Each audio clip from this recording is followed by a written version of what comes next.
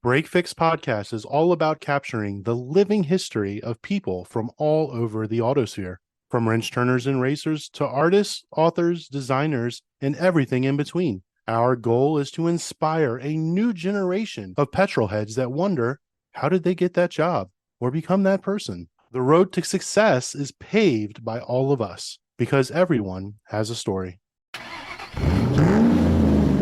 Established in 2017, Operation Motorsport promotes the physical, emotional, psychological, and educational life skills necessary for recovery and reintegration of our veterans into civilian life through motorsports. Operation Motorsport has three distinct roles: to provide motorsport as a recovery activity, to provide training and qualifications to return beneficiaries to work, and as relationship managers to the motorsport industry for vocational opportunities for ill and injured service members and disabled veterans. And with us tonight is COO and Treasurer of Operation Motorsport, Jason Leach, to tell us all about the rehabilitation and outreach program. And with that, Jason, welcome to Break Fix. Thank you, Eric. I'm glad to be here tonight. And joining me tonight is returning guest co-host, Mountain Man Dan, who you might remember from many different episodes of Break Fix podcast. But did you also know that he's a former enlisted airman? So he's here to help talk about this subject tonight. So Dan, welcome back. Good to be here. And as Dan will attest to, the GTM clubhouse of our organization has always been lovingly referred to as the car club of the DoD, since many former and active duty folks, as well as many, support the U.S. military. So this topic really hits close to home for us. So Jason, let's talk about Operation Motorsport, how it got started, the who, what, when in the program, and how you got involved with it. Yeah, absolutely. As you mentioned, we were founded in 2017 out of Brighton, Ontario, and then quickly into Raleigh, North Carolina. So we're a dual organization engaging medically retired and wounded service members from the Canadian Armed Forces and the U.S. Armed Forces. And we believe in three things that focus on, which is team identity and purpose. That's something that every veteran or military member struggles with as they leave the service. But when you're being medically released, it's even harder because your government is telling you you're no longer fit to meet mission.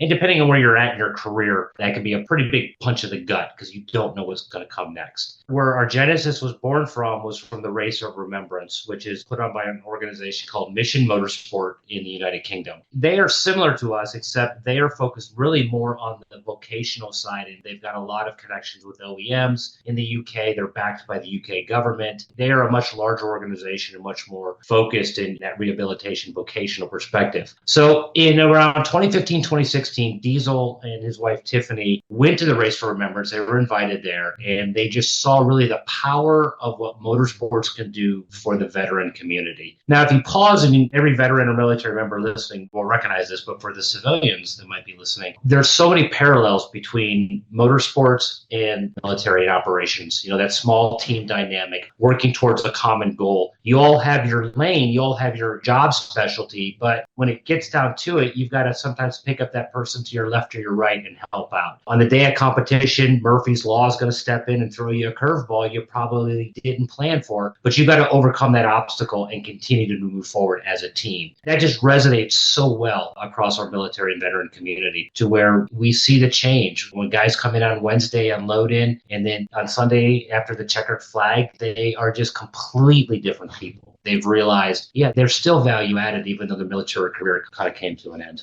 Now, how I got involved around 2019, I was looking to retire out of the Army, and I was trying to figure out what was next. I was already interested in motorsports. I had a track car. I was doing track days here in the Mid-Atlantic region, having a lot of fun doing that. But I had to take a little bit of a pause because at the time, my military career, my family was taking a lot of priority. So the car went away, the trailer went away, all of that. So I gave up that crack habit. And I started listening to podcasts. I started researching online. How do I get involved in the motorsports world? I had some help from an organization called the Commit Foundation. And really, it was another podcast, Cars Yeah. I was listening to Mark Ralphoff from IMSA talk about the book they put out at that time about the 50 years of IMSA. And his story really resonated. I got online and went and found him on LinkedIn and reached out to him. I was already planning to go to Mid-Ohio to the IMSA race. I was going to be a volunteer crew member with Core Motorsport in the Michelin Pilot Series. And Mark was like, hey, come talk to me. Gave me his phone number and we sat down and we talked. I've always known from a young age, from my military career, that you make opportunities for yourself. You have to go and seek whatever it is you want to do. And you can't be afraid to talk to people and tell your story. While I was at Mid-Ohio with Core Motorsport, in walked this guy in an IMSA uniform, red polo and black pants at the time. And he's talking to the crew. I hear him talking about jumping out of airplanes. And I was like, oh, he's a veteran, because I jump out of airplanes from my military job. So I went and introduced myself, and we got to talking. It turns out it was Diesel Lauder, the co-founder and CEO of Operation Motorsport. And as we were talking, he asked me if I'd heard of Operation Motorsport. I said, I just found him online a little bit. I wasn't medically retiring and releasing. So I said, I'm not really the person you're looking for. He asked me who I was talking to, and I mentioned, somebody named Tiffany. So he said, hold on. I walked out of the garage, little area there, and came back in. And here's this woman, same thing, IMSA uniform. And it was Tiffany. We met. It almost seemed fortuitous that after we were done racing on Saturday, I stayed there for Sunday. My dad lives just a few miles from the track. And we just started to build a relationship. I really believed in the mission and what they were doing. I saw some of the things they were doing. Yeah, I came on board at that point as a volunteer, and 5 some odd years later, I'm still doing it. What is the organization's footprint of operation? Because I saw on your website that you guys have United States and Canada, but you mentioned the UK as well. Mission Motorsport is a supporter of us, but it's more of that big brother type relationship. Again, their mission is slightly different. They don't financially support us. They don't support us from a governance perspective or anything like that. They're there to kind of help advise and assist if we need it. They were instrumental early on. Tiffany went and spent, I think, a month or 2 with them, kind of interning with them to kind of understand the business side and how they were using motorsports for the UK veteran and military community. So she learned a lot of good lessons learned and brought those back,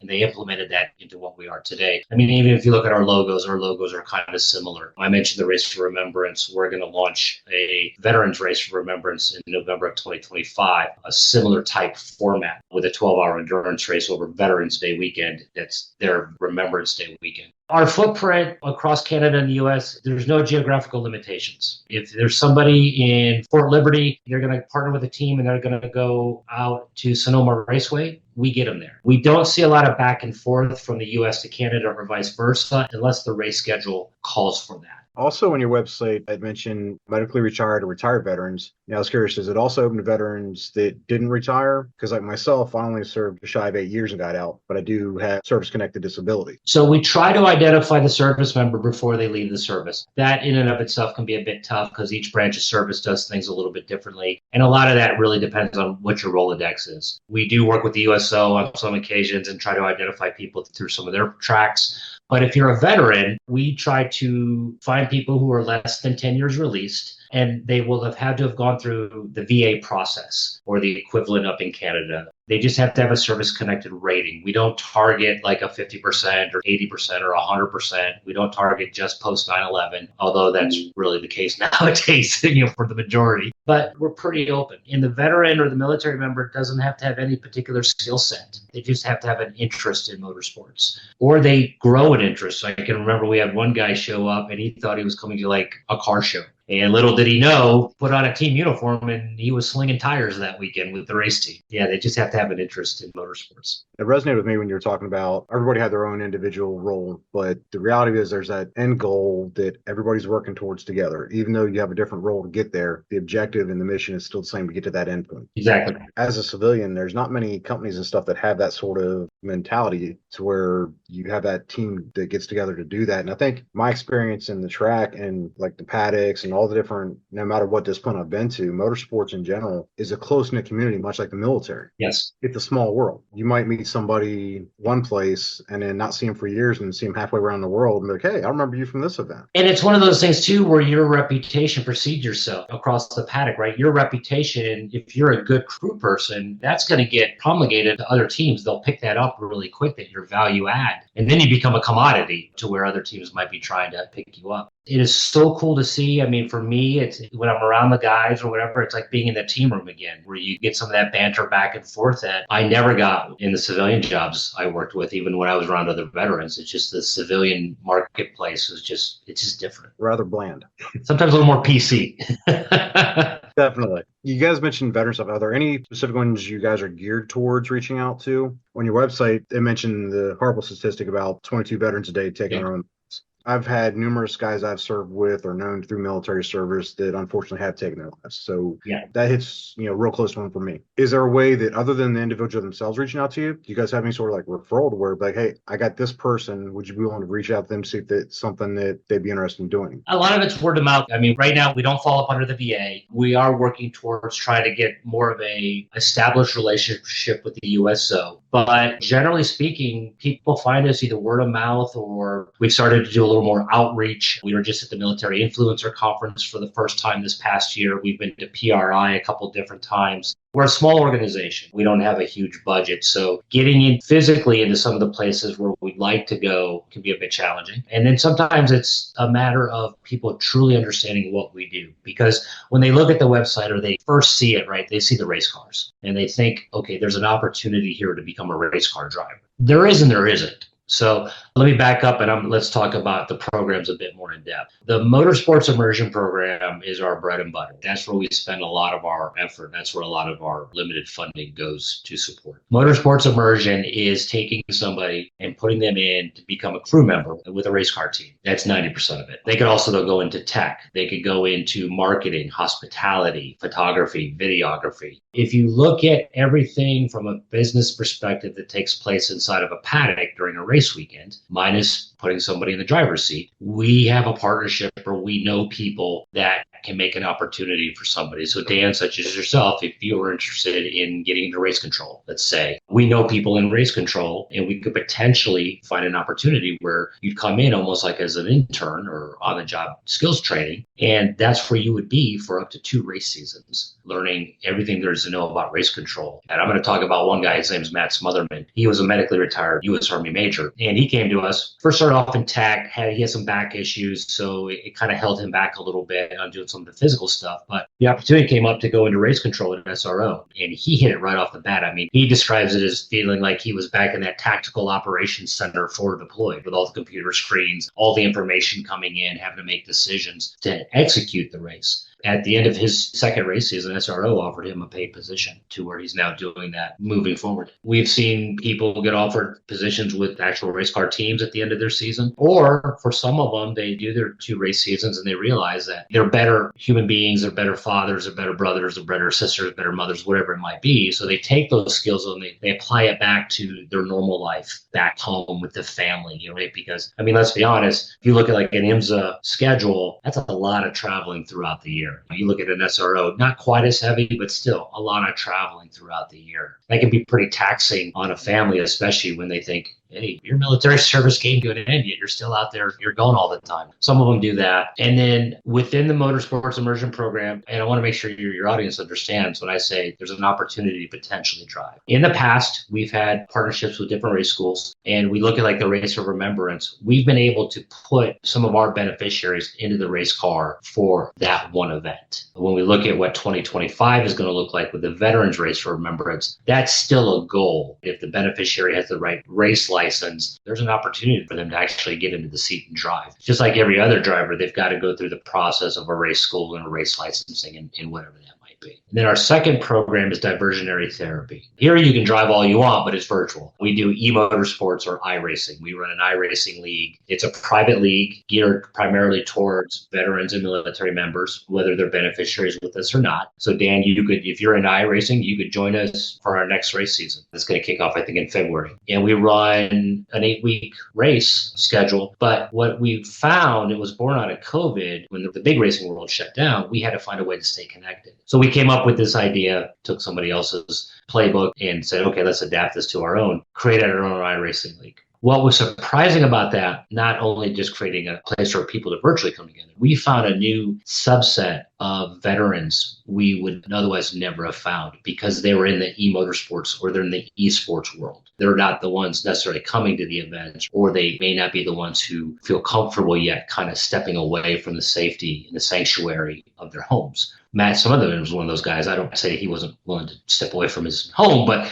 I don't think we would have found a guy like Matt to go from iRacing to now helping out in SRO race control on a paid basis. I mean, that's a pretty cool story. Motorsports Immersion, that seems to be solely focused on the beneficiaries being veterans with medical status issues, disability claim or whatever. But did I understand correctly when you said the iRacing portion of it's open to any veteran? It is. So we run 3 classes within our iRacing program. So we have our beneficiary class. So those are people who are coming through our program, go through the same recruitment process, if you will, the VA rating or medically releasing, medically retiring, what have you. Or if you're over that 10-year mark, let's say, you can come on, you just come on board, join our Discord channel, fill out a form that says, basically I won't be a complete idiot out on track. We pride ourselves in the iRacing community that we police ourselves, but that we hold ourselves to a pretty high standard that we have clean racing. We have people in our iRacing program that are brand new to the platform to guys that are running in some of the higher iRacing one-off event type things. We have professional drivers from IMSA or SRO and FEL that come in and join us periodically because they're friends of the community. We see a huge skill level between that. Every drivers meeting is completely emphasized, hey, I got it. Somebody might be brand new here, but give them grace, give them space. And we tell the new guys, like it's a track day, like be predictable on track. That's how you communicate with other drivers. Plus, we've got the Discord channel and people are talking back and forth. But so we've got the beneficiary class, and then we have our open class. It's pretty much everybody else. And then we have our pro class, and that will be dictated upon, are you a real race car driver? What is your I rating? What is your safety rating? Certain levels would dictate that you would move into that class. And then we've seen enough of our beneficiaries actually grow in their iRacing skills to where we created a pro beneficiary class. So they're running the same cars as the pro class, except they're just in a different subclass, if you will. Kind of like the real racing world, we run a professional livery. We run sponsor decals on all the cars, right? We try to give it the look and the feel as if it's a real racing event that you might see in an IMSA or SRO or FEL paddock. When I was stationed over in Europe, one of the things, this was back before online gaming, and Halo 1, you could set up multiple time together. So within USAFE, they set up a thing throughout the European bases to where there were competitions at each base, and then they had us go to Germany for finals. Each base said the best. If you guys have had a chance to reach out to bases to see if that's something they could, get out there for troops on the bases to participate. So we were working with the USO North Carolina. They had a couple donated sim rigs in one of their centers. They were joining us. Brian Knight was the guy who helped put that together. And Brian's still involved with us on the iRacing side and whatnot. So there's that piece of it. There's also, I know some of the military organizations have their own esports organizations as well. We've reached out and talked to them to let them know who we are and give them an open invite. Kind of like sports car racing in the US, where it's a very niche thing. I think even in the esports world, iRacing is a very niche thing. We are looking to expand some of that stuff. One of the things we've talked about doing is, again, we're doing primarily sports car racing. But if we were to break that open into, let's go do a NASCAR league, because there's a lot more people interested in NASCAR than there are in sports car racing. Maybe we do some things like that. And we also use some of our eMotorsports for charity events as well. You've mentioned a couple different racing bodies, whether it was SRO or IMSA, et cetera. So it sounds like you lean pretty heavy towards road racing. Are there any other organizations that you're affiliated with? Are there other disciplines of motorsport that veterans get involved with? Let's just say drag racing, dirt, off-roading, things like that. So our goal is to be the leader in the motorsports world for all veterans. That's a long-term goal. We're not quite there yet. We're primarily only focused on sports car racing. So the 3 main series right now are IMSA, SRO, and FEL Motorsports up in Canada. There probably will be some additional stuff coming on board, specifically on the Canadian side. And when it comes to the drag racing, when it comes to off-road, we would love to be in those places, but we just don't have the bandwidth or the capacity to expand too heavily into them. That doesn't mean, though, that if somebody comes to us and goes, hey, that's what I'm interested in, we know some people to help make those connections. In the nonprofit space, I learned early on, sometimes when you start talking to other nonprofits and how do they do this, how do they do that, can we partner, they start to see you as a threat because every nonprofit's fighting for the dollar in order to support their programs. We look at it a little bit differently. We are not your competition from that perspective. How you guys get your financing is how you get your financing. Good luck and Godspeed. But I want to know about your programs. I want you to know about our programs, because at the end of the day, we're all serving the same community. If somebody comes into Operation Motorsport that's a vet and wants to get into off-road stuff, well, that's not what we do. But here are some resources. Let me help you make that connection to those people who are doing that, because we know some of those people. So when you make those connections with those organizations and you get folks placed, how does it work on the other side, meaning on the receiving side? You described it as like an internship, learning on the job, those kinds of things. Is there some sort of playbook that you offer the organizers or the teams to say, hey, look, we've got a service disabled veteran coming in, maybe with these types of accommodations that might be necessary, et cetera? How do you educate the teams on the people that they're bringing on board? It's a constant piece of communication. Right now, I'm working to get stuff going for 2025, reaching out to teams, sending them a small deck. This is who we are. This is what we do. This is why we do it, most importantly. And here's the benefits for both sides of the organization. Here's what you're responsible for. Here's what we're responsible for. And then every activation we have, and this is one of the things that limit us from really expanding into other forms of motorsport right now, we have an event coordinator on site at each event. If we just have one beneficiary in with a race team, let's say at an SRO race, somebody like me, somebody like Tiffany is going to be on the ground there for a couple of reasons. One, we're there to kind of be that safety net. If something happens, we're there to help diffuse it. Unless you served, or unless you're like a first responder, some of the challenges that some of these guys or girls have, it's hard to understand because you haven't walked in their shoes. The paddock could be in a place where things get triggered, whether it's the smells of fuel or taking you back to a motor pool while you were deployed, right? Or, the loud noises or the sudden noises. That could trigger something that brings up a bad memory or a bad experience. We've seen it. Sometimes the crew members just don't quite understand what the individual's going through. So that's why we have a staff member or volunteer on site to kind of put your arms around the individual and go, hey, it's going to be okay. We got you. We're here for you. Also to help defuse anything with the teams. The other side of it with the team specifically, getting into motorsports can be a pretty daunting task. There's a lot of people that want to go do that kind of stuff, but they don't know how to do it. Sometimes our beneficiaries are almost looked at as a threat to some of the crew members because they don't understand why the team is partnering with us. So we're there to help educate them on that. This is a good news story. This is a good branding story for your team, right? They're not here to take your job. They're here just to learn how to do this stuff because it helps them feel a part of something again, right? So here's your opportunity, Mr. Crew Member or Mrs. Crew Member, to show them what you do. Give back to the community. Be a part of the solution. Be a part of helping them move forward. We're there as the event coordinators to keep an eye on them, but then we're also there marketing and branding of the organization, talking to teams. Hey, how can we work together maybe later on this season? Or if it's, already kind of midway through the season, how do we do something next season? How do we create opportunities? Sometimes we'll get up in front of drivers' meetings and give a quick 5-minute elevator pitch about who we are and what we do. Again, generate knowledge, because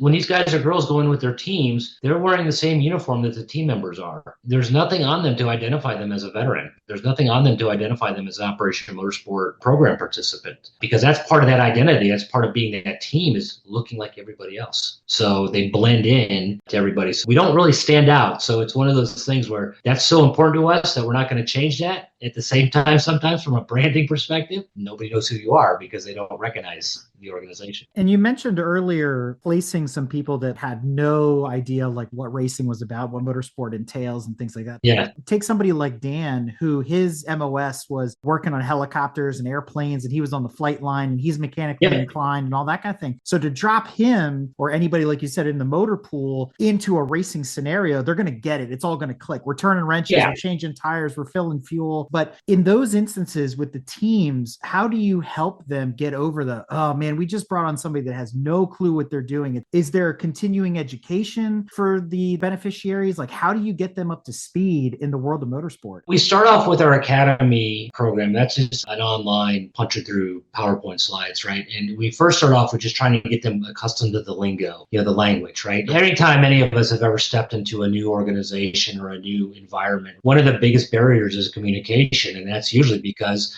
each industry has its own way of talking. And unless you've been around it, you don't know what caster is, you don't know what camber is, you don't know what toe in or anything like that, right? So it takes a while to learn some of that. And sometimes that frustration comes from not understanding what somebody is saying, which creates its own challenges. So we've taken it upon ourselves to try to help just from that perspective. And then we try to give them an overview of what the weekend's going to be like, right? We're trying to get them comfortable. I mean, if you go into, let's say your first time, you're getting thrown into an IMSA WeatherTech team at the Rolex, you're getting tossed into the deep end really quick. But because of the relationships we have with the teams, we assess what are the team's needs. Are they looking for somebody, maybe like a Dan, who has some mechanical background that's going to help make that transition a little bit easier? Or do they want somebody who just, they don't care, they want a greenhorn. They might not know what the difference between a Phillips and a flathead or metric and standard. Some teams are willing to take that because what they'll do, what we ask every team to do is give them a battle buddy, give them somebody that's going to shadow them and watch them and kind of hold their hand a little bit through the process. And we also temper the expectations, though, with the beneficiaries. So, again, I'm going to pick on Dan here a little bit. It comes from the aviation community, comes from that mechanically inclined background. He understands complex systems and setup and all that stuff. Well, you know what, Dan? Your first time into the team, you might be handed a rag and a cleaning bottle and go, hey, just go wipe the car down. Everybody has to take a step back on the beneficiary side and understand that whatever you did in the military is great. Or if you come from the motorsports world, or maybe you're doing track days, maybe you got your own garage and doing stuff like that. Anytime you get into a new team, the military was like this, at least for me. You've got to take a step back and you've got to earn your way to be there again. It doesn't matter where you came from. That team is going to do things a little bit different. So Core Motorsport and Michelin Pilot Series might do things a little bit different than an Archangel that's also a Michelin Pilot Series, but different cars, different crews, different things, right? So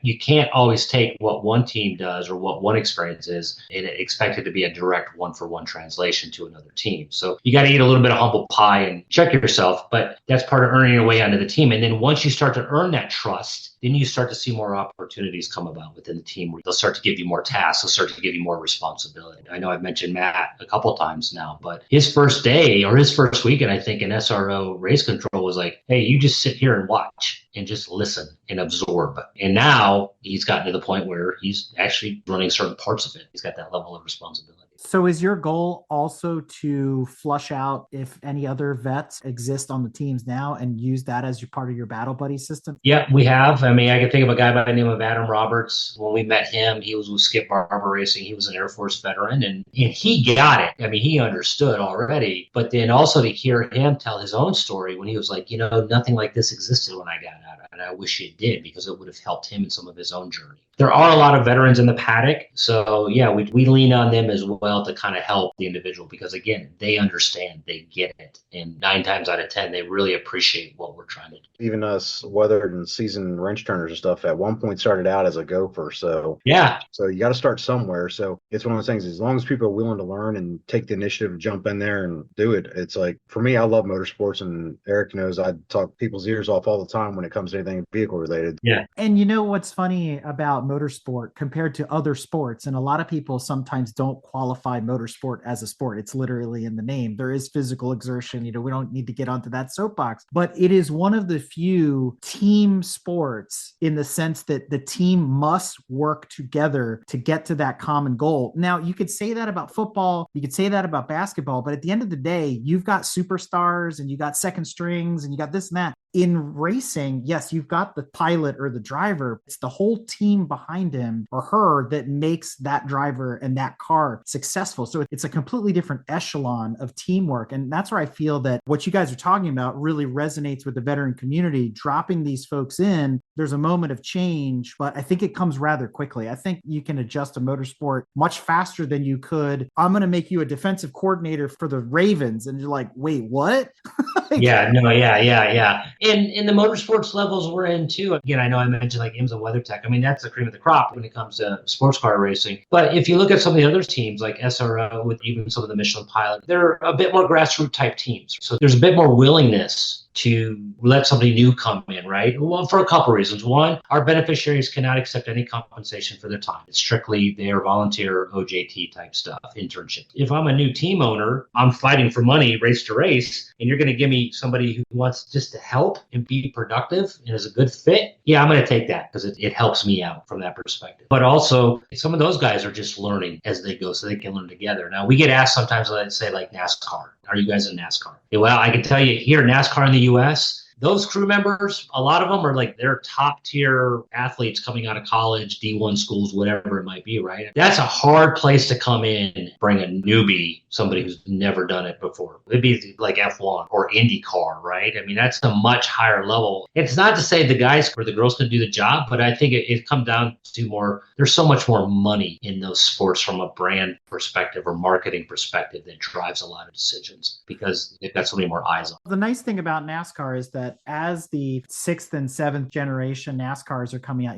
the car of the future and now the next gen based on the Garage 56 car we saw last year. Yeah. What you begin to realize is it's starting to converge with the sports car world. And so the skills that they'll pick up through SRO and IMSA and things like that will translate to the new generation NASCAR. So it's actually a great place to cut your teeth while NASCAR's trying to figure out how they're going to evolve. These lines are going to get really, really blurry here in the next 5 years or so. But it brings up a really interesting question. You talked about Matt a couple of times and how he's become more involved in race control and he stayed behind past his 2 seasons and now he's got a paying gig. Is there anybody else that's gone beyond maybe to SRO in Europe or gone off to WEC or some other disciplines of racing once they kind of graduated from the program? No, this is the best of my knowledge. We haven't seen anybody that's gone really beyond the series they were introduced to. We might see somebody go from IMSA or SRO to IMSA type stuff, but we haven't seen anybody really branch out beyond that. Well, what we haven't talked about yet, Jason, is how do you become part of the Operation Motorsports team? How does that whole process work? The vetting, what's involved? It's pretty simple. It starts off first by completing an interest form on our website. And when you get to our website, you'll see 2 landing pages. You'll see a US page and a Canadian page. For the most part, they're mirrors of each other. There's just some nuanced stuff towards each specific country. If you go into our webpage, you'll see the big red button that says apply now. That brings up an interest form that you'll fill out, which just says some basic contact information, which then once you send hits our inbox, and then that goes to our beneficiary trustee. Currently it's Darren, and Darren will review your stuff and he'll reach out to you to have a conversation. Why are you reaching out? What are your goals? What are you struggling with? What is your time commitment? When we talk about IMSA or SRO or even FEL, right, we're looking ideally for a 75% time commitment. What's your life like right now? Can you support that? Can your family support that? Because the team is making an investment into the individual, and that's why we ask for at least a 75% time commitment. Because you're going to be a part of that team. Ideally, you'll become a lot of value add to that team, and they want you to race. Could you elaborate on the 75%? Does that mean like make it to 3 out of 4 races? Of the race season. If we're starting off with, let's say, Rolex with IMSA in January, then 75% of the season taking you to Petit Le Mans. And then once we kind of have a good feel for who you are and what's going on, you have a copy of your DD214, have you gone through the VA process if you are not still serving, then we'll go into a longer application. And at that point, then we're starting to look to see where we can fit you in, what teams might be available or what interests you. If you want to do photography and videography, finding you an opportunity is going to be a little bit different than if you just want to get onto it. If you want to get into marketing, again, that's going to be a different conversation with somebody. So some of that can ebb and flow as far as time. Timing is everything. We typically don't activate after about the halfway point of the season, depending on what the individual is looking for, because the race teams themselves are already very well solidified and they're ideally working very well together. It starts to become a bit of a disruption by introducing a new person halfway through the season. Doesn't mean it can't happen. It just depends. There's an exception for the most part of everything I say. That's pretty much the process. We've activated somebody as quickly as a couple of days, to where we've had some folks that have had to wait, trying to find them an opportunity where they may have had to wait a couple of months. We're talking about SRO right now, looking at 2025. Well, their racing season doesn't start till March. I might have somebody that comes to us in the fall of 2024, and I can't give you an opportunity until March of 2025. Some of it just comes down to timing. So you mentioned it's like an unpaid internship. Is there any sort of way to help offset the cost of travel? Because you mentioned to yourself, the schedule's all over the place. We'll use SRO, used to start in St. Petersburg, and then they're off to California, and then they're in Texas, then they're in New York, and all over the place. And so with the cost of flights and hotels and all that, I mean, that's a lot to bear when you're not making any money. So how do you help to offset that? So it's zero cost to the beneficiary. They don't pay for anything unless they want to buy a t-shirt or a souvenir at the track. Any costs they incur as part of their travel, they're reimbursed for. Fuel to and from the airport, parking at the airport. Like the government or the DOD, right? You've got to have your receipts for everything, but you basically file a travel voucher. Once they're with the team picks up the care and feeding. The team provides their credential, whether it's an annual or a single event, depending on where they're at. The team picks up their lodging. They live with the team. And it's part of being immersed into all of that. So the team is responsible for a lot of that. Operation Motorsport, we cover the flights to and from. Again, no geographical limitations. If there's somebody in New York that's got to go down to Sebring, we get them there, or out to Sonoma, or out to Coda, or wherever, right? We get them there. Right now, we're partnered with Fisher House. They've been a huge supporter for us on the flights. We would have a hard time executing our program with the amount of people we have active right now if it wasn't for organizations like Fisher House stepping in to help support. And there's always the opportunity for a beneficiary to, let's say, ride along in the truck, right? If they're in that type of situation, you don't have to fly. You could be riding with the team as they're transporting the cars. You could. You probably only tend to see that if just by happenstance, the beneficiary is co-located in proximity to where the team is at. SRO, IMSA guys, they tend to be kind of scattered. A lot of the crews are fly-in crews. So there's very few people that actually have a shop that live and work on it. But yeah, that's always a possibility. I saw a post and it stated that 98% of donations directly support the veteran recovery program. Yes. As a veteran, I want to give some huge kudos on that fact because so many other organizations out there have disappointingly gotten to where they have minimal percentages of donations actually going to support us as veterans. On behalf of veterans, I'd love to just say thank you on that because you're not using the veteran community as a grift for you guys to fatten your pockets. We are not. And I can tell you that is something that we hold true and we will continue to hold true to as an organization, regardless of financially how we grow. We are run primarily by volunteers. Even as the COO and as the treasurer for the organization, I am a volunteer. I am not compensated for the time I give. My compensation comes from helping solve problems. My compensation comes from helping give other people opportunities in the veteran. It's my way of giving back after serving for so many years. So yeah, one, thank you. I appreciate that. That won't change. Our overhead, those who do draw a salary within the organization, the pot of money that they're paid from is from a grant. It does not come from the private donations that come in. What about corporate sponsorship? There an opportunity for companies to get involved or even for companies to volunteer their folks to come help out? Absolutely. We are always looking for ways to create more corporate partnerships. We have some already with like a Michelin or Mobil One. We have good partnerships with them. What we have found in the motorsports world, when you walk through that paddock, there's an illusion of money. There's a lot of money in the paddock, but the money's going to the race cars. It's generally not going to the people who are running everything. But that sometimes gives a false illusion that because we're in that world, we've got all the money in the world to do what we do. And frankly, we don't. We could help so much more if we could create more financial programmatic support from different corporations. So yeah, we welcome those conversations, those who want to get back. If there's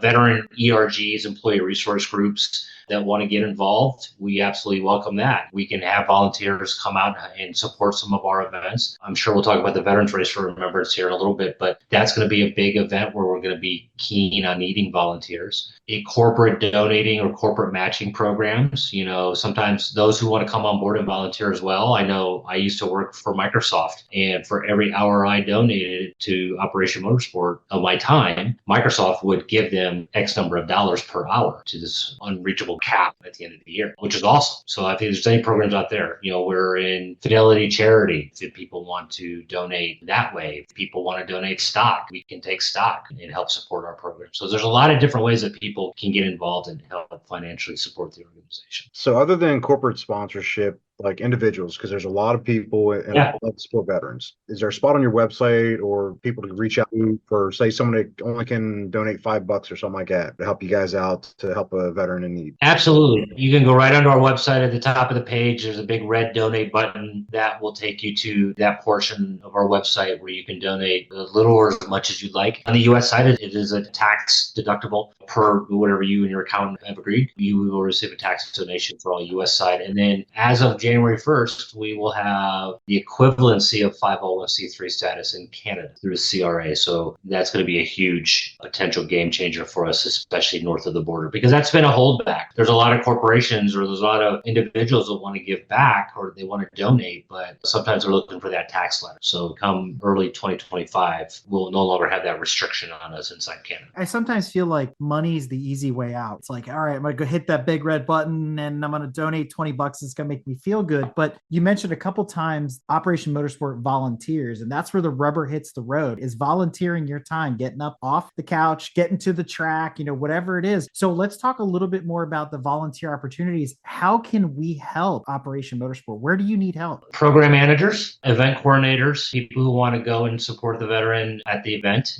help do that. Website administration, marketing, writing, helping tell the story, branding. When you look at our organization on our basically who's who in the zoo side of it, you're going to see quite a few folks. But like every small organization, there's really just a handful of folks who are executing the day-to-day stuff. So if there's anybody listening that wants to reach out, info@operationmotorsport.org, or just hit the volunteer button. It's a blue button on our website. We'll have that conversation. And I think it's also important to remember when you think about the volunteer opportunities that the audience that we're talking to that's listening to this isn't necessarily in our demographic. There might be a lot, and there are a lot younger folks. So if you're in a position where you need to clock service hours for your high school or for your college or whatever it is, and you want an opportunity to volunteer, and especially if one of your relatives or your parents are in the service or retired in service, this is a great opportunity to be involved in that community as a kid. So that's where I was sort of thinking about this, is what are those jobs? There's plenty of opportunities. I think there's plenty of people out there with talents, then they could plug into this, become part of this. Yeah, if I could get somebody to come on board and help me how to take advantage of TikTok, definitely welcome that one.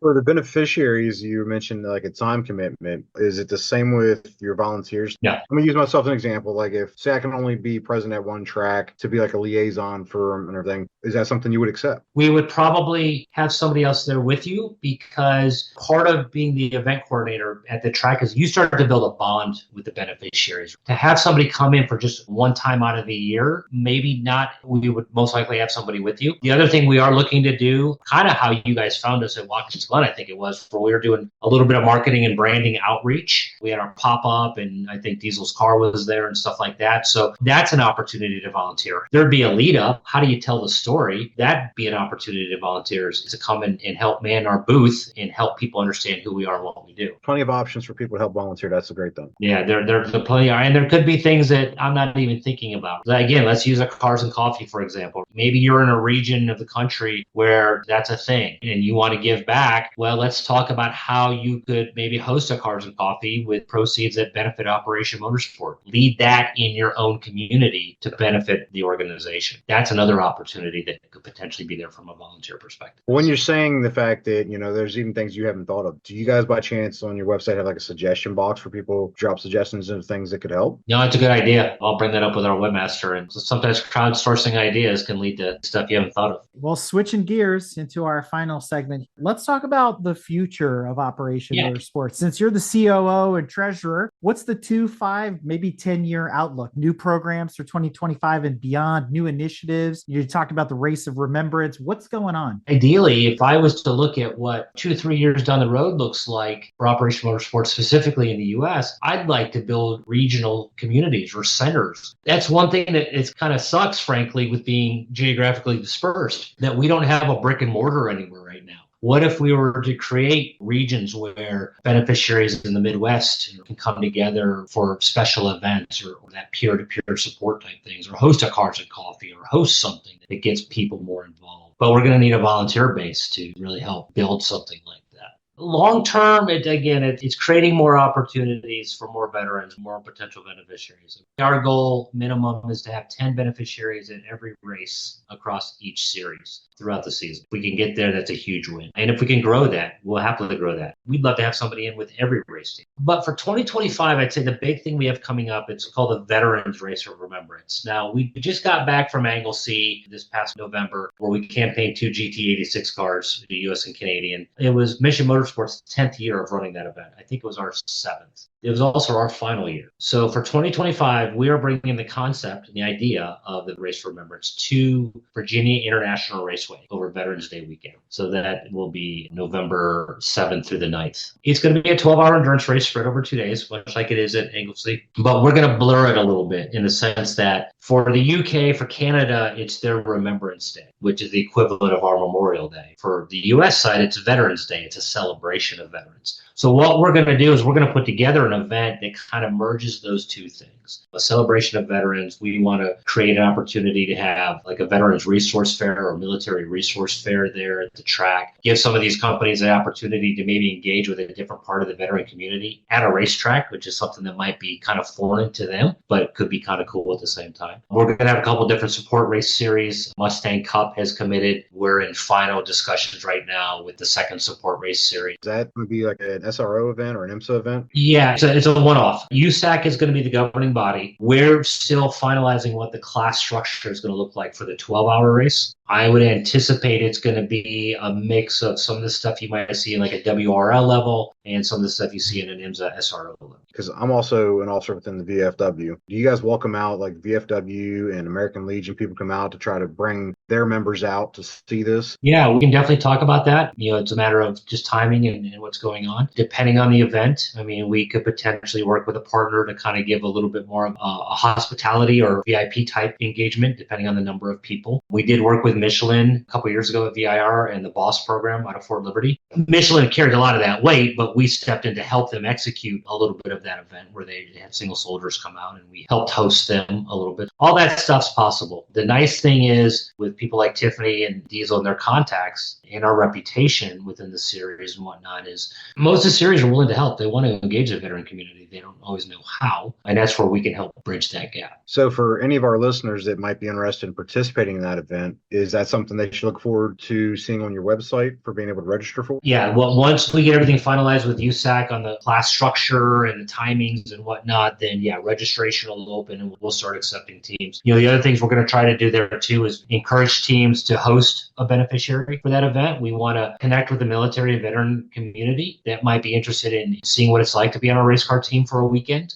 We haven't quite figured out how we're going to do that yet, but again, you might have listeners out there that want to go, hey, I might be interested in something like that. And one race weekend, you might just be wiping a car down and be a bit more of a spectator in the pits, or you could actually be setting up tires. I don't know. It depends what the team needs. But yeah, we want to engage and give the veteran or military community something to do that weekend other than just be a spectator. Well, I'll definitely say from the many times I've been down to VIR, any of our listeners that haven't ever been there before that want to come out just to support the veteran community, it's an awesome track. It's beautiful scenery. It really is a nice location. Yeah. And we're going to have some other things down there too. We're going to do some go-karting down there. We'll do some hot laps most likely. I mean, I think we're going to partner with a couple organizations for like a 5K track walk or run type thing. And it's going to be more than just racing. We're talking about maybe a comedy show. We're talking about maybe a concert of some sort. So it's going to be really a 3-4 day event where we want to engage the military veteran community across Virginia, North Carolina, up to Washington, D.C. I mean, we've got people from the UK that are talking about coming over because they know about this. But,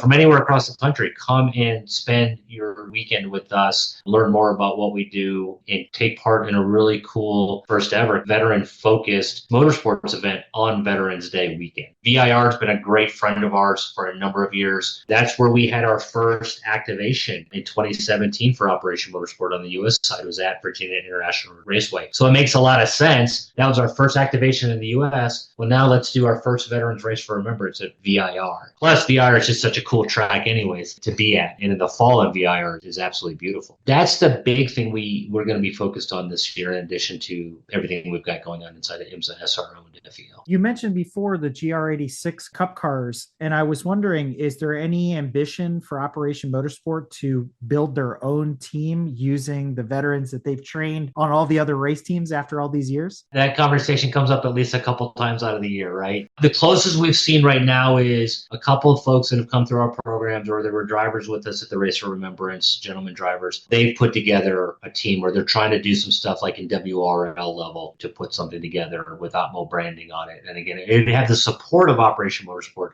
where we could, not so much from a financial support, more from a thank you type support. And then the other thing we've looked at to do is work again with other teams or other organizations that might have teams out there that are doing more of the racing stuff and trying to connect those coming out of the Motorsports Immersion program into those arenas. Because again, if I'm running a WRL team or even a chump car type, right? And if you tell me, hey, here's a guy or girl, they just came out of spending 2 years at an IMSA team or SRO team, there's a lot of knowledge potentially coming in with that individual that could help a grassroots race team take it to the next level that much faster. And And since we're talking about being forward looking, you guys also do an annual online auction and you do some things around Giving Tuesday. You want to elaborate on how people can get involved and what the auction's all about? For us, it's one of our bigger fundraising events out of the year. In conjunction with Giving Tuesday, we run an online auction. It kicks off on Wednesday before Giving Tuesday. It runs until the Tuesday. But a lot of cool motorsport types events are items. Some of them are one-off, unique things you're not going to get anywhere else unless you're already a part of the motorsports world. We have what's called the Mobile One Oil Drop Award. If you're not familiar with that, it's an acrylic piece that Mobile One puts together in conjunction with Corvette and Corvette Racing, where they have drops of the actual oil used in the Corvettes throughout the race season. And then they got the little acrylic Corvettes on there. Really cool thing. Unless you're part of that racing world, that's not going to show up magically on your shelf. We've got some driving experiences. If you want to go run a dark course in Charlotte with Ford Performance Racing School, we've got some NASCAR experiences this year. We've got tickets to Indy 500. We've got tickets to the Super Bowl. So it's really some kind of cool, unique things. We're trying to expand it. We've got a bunch of gift baskets, things that may be of interest to others other than just motorsports, right? We're trying to expand as we go our auction year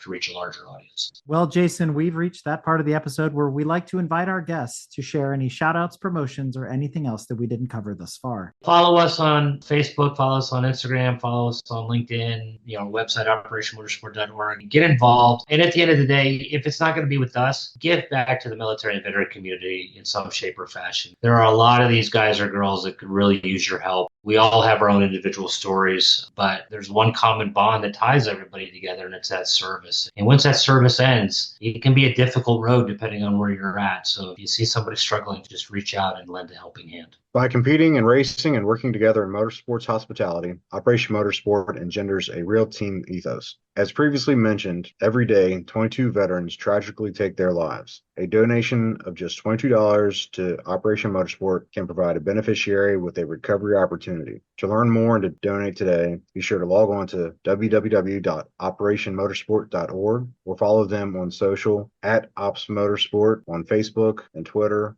at Operation Motorsport on Instagram, and Operation-Motorsport on LinkedIn. If you'd like to personally reach out to Jason, please feel free to email him at info@operationmotorsports.org. And with that, Jason, I can't thank you enough for coming on Break Fix and sharing your story and helping to educate us on Operation Motorsport and the absolutely incredible things that you guys are doing to give back not only to the motorsports community, but to the veteran community as well. And like I said at the beginning, this is something that is near and dear to our hearts here at Grand Touring Motorsports headquarters. So again, a big, huge thank you to what you're doing and keep up the good work. And we hope to see you in the 2025 season. Yeah, thanks again for having me. Sorry it took so long for us to finally make this happen. No worries.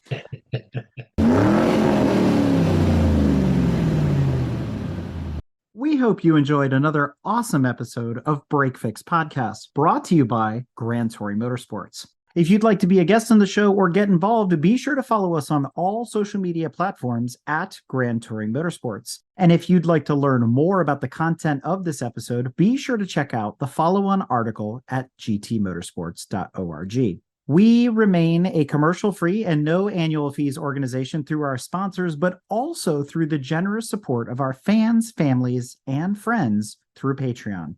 For as little as $2.50 a month, you can get access to more behind-the-scenes action, additional pit stop minisodes, and other VIP goodies, as well as keeping our team of creators fed on their strict diet of Fig Newtons, gummy bears, and Monster. So consider signing up for Patreon today at www.patreon.com/GT Motorsports. And remember, without you, none of this would be possible.